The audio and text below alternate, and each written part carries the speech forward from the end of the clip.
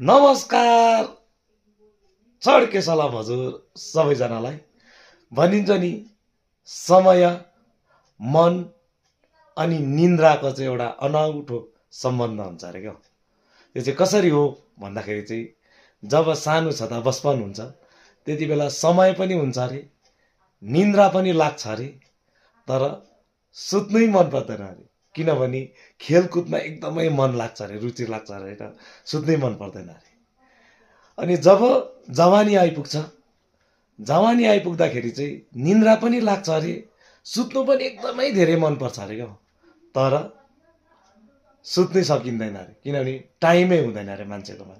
किनकि कामको व्यस्तता चाहिँ यस्तो हुन्छ अरे, उसलाई सुत्ने मौकै पाउँदैन अरे। अनि जब बुढेसकाल हुन्छ नि तब चाहिँ टाइम पनि हुन्छ अरे, सुत्नु पनि मन पर्छ अरे, तर आँखामा निन्द्रा नै पर्दैन अरे, किनकि बुढेसकालले छुइसकेको हुन्छ अरे क्या त्यति बेला चाहिँ।